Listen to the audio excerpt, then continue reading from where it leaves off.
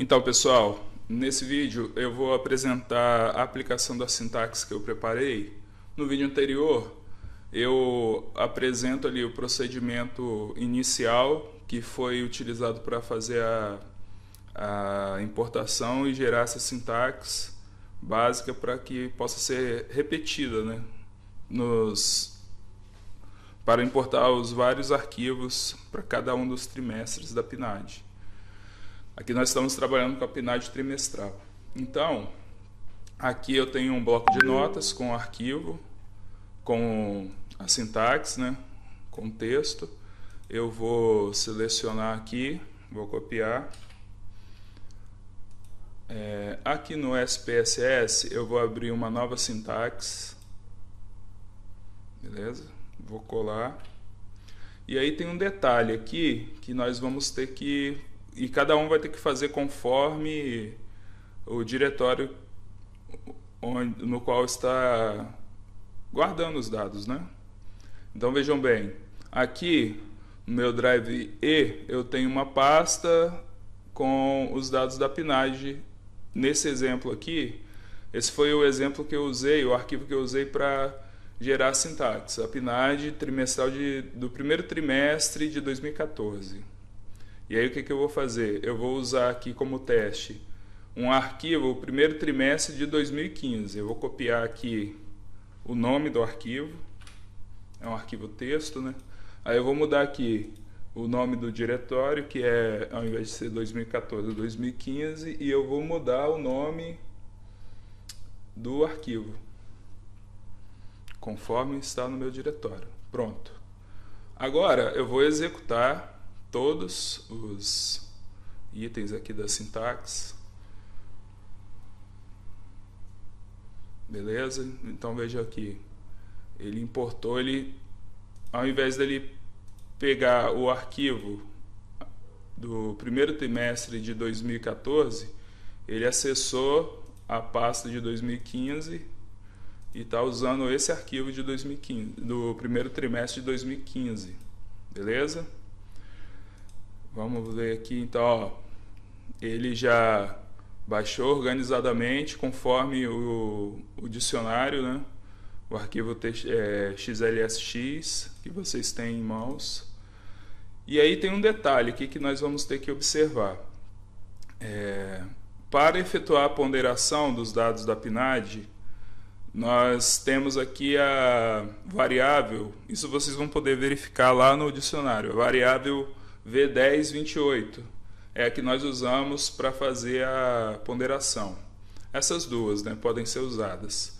No meu caso eu usei, no nosso caso nós vamos usar 1028. E aí o que acontece? Vocês podem ver que o símbolo separador de casas decimais é o ponto. Nós vamos ter que primeiramente mudar isso para vírgula. Então eu vou selecionar aqui, vamos primeiro fazer um 1027. Clico aqui na primeira célula, seguro o Shift Ctrl e coloco com a seta para baixo no teclado. Como são muitas, são 572.982 registros, é melhor fazer assim, né? De forma automatizada. E aí, vamos em editar, substituir, e eu vou localizar todos os pontos e substituir por vírgula. Substituir tudo. Vamos esperar ele efetuar a operação.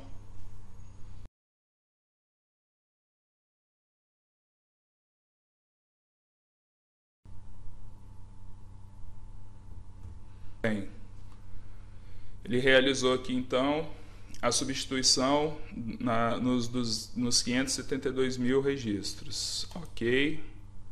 Então a gente pode fechar aqui e observar que agora eu tenho uma vírgula separando. Vamos fazer a mesma coisa para a V1028, que é a que a gente utiliza efetivamente.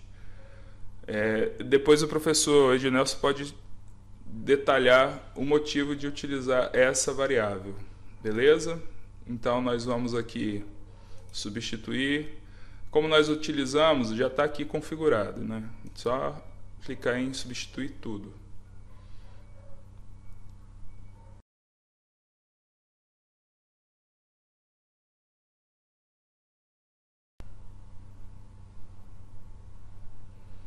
Muito bem. Agora, nós podemos observar que as duas variáveis estão sendo separadas com vírgula, que é o nosso padrão. Tem um outro detalhe a ser feito aqui antes da gente salvar e gerar o banco de dados. Vamos clicar aqui em visualização da variável, e aqui a gente pode ver que as duas variáveis, ao serem importadas, como elas estavam sendo separadas com ponto, o SPSS reconheceu que elas eram do tipo texto, e nós precisamos de utilizá-las como dado numérico. Então agora nós vamos substituir aqui ambas o tipo, né, da variável, de sequencial para numérico. Sequencial é texto, beleza? Feito isso, a gente volta lá na visualização dos dados. Bom, apesar dele ter suprimido aqui o valor, a gente pode ver que o valor está aqui apresentado corretamente, beleza? Antes tinha algumas, acho que se não me engano tinham 3 zeros na frente, mas era texto, mas não tem problema na hora de efetuar o cálculo. Feito isso, salva o seu arquivo .sav, né, na sua pasta de banco de dados.